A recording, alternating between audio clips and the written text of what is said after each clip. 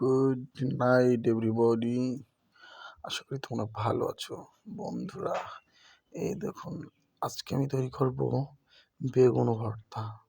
তা বেগুন ভর্তা তৈরি করে আজকে মজাদার খাবার খেয়ে নেব। প্রথমে এই বেগুনটাকে পুড়িয়ে নিয়েছিলাম চুলার মধ্যে। এরপরে বেগুনটা ভালো করে ধুয়ে নেব। বেগুনটা এত সুন্দর করে ধুতে হবে যেন বেগুনের ভিতরে কোনো ময়লা না থাকে। সুন্দর করে বেগুনটা ধরতে নিতে হতো।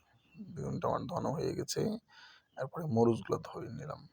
মরিচ কিন্তু পোড়া, মরিচগুলোও পুড়িয়ে নিয়েছিলাম।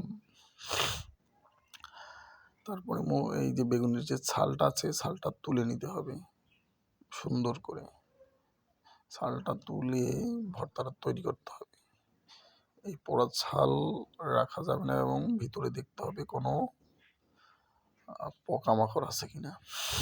পোকা থাকে না বেগুনের ভিতরে, সেই পোকাগুলোকে যদি থাকে তাহলে এই বেগুনটা ভর্তা করা যাবে না। ভালো বেগুন দিয়ে কিন্তু ভর্তা করতে হবে। ভালো মানের বেগুন, মানসম্মত বেগুন, যেটাতে পচা থাকবে না, আপনি 100% শিওর সেই বেগুনগুলো করবেন। না হলে বেগুন পোড়া দিয়ে আপনাদের আশায় আশায় থাকতে হবে। এরকম করে পুরো বেগুনটাকে আপনারা ভালো করে পরিষ্কার করে নেবেন এবং সুন্দর করে, এত সুন্দর করে পরিষ্কার করে নেবেন যেন কোনো ময়লা থাকে না বেগুনের ভিতরে।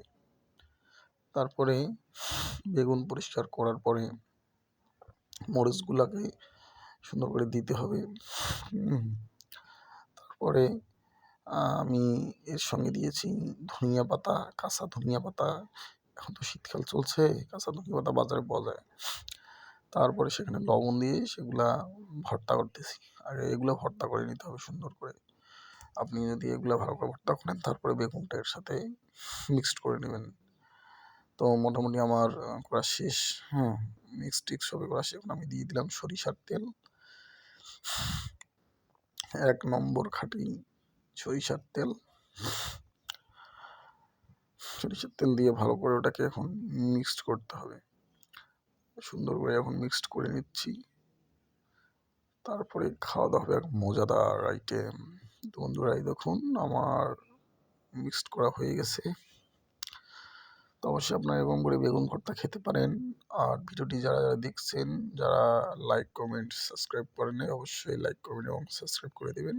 সবাইকে অসংখ্য ধন্যবাদ।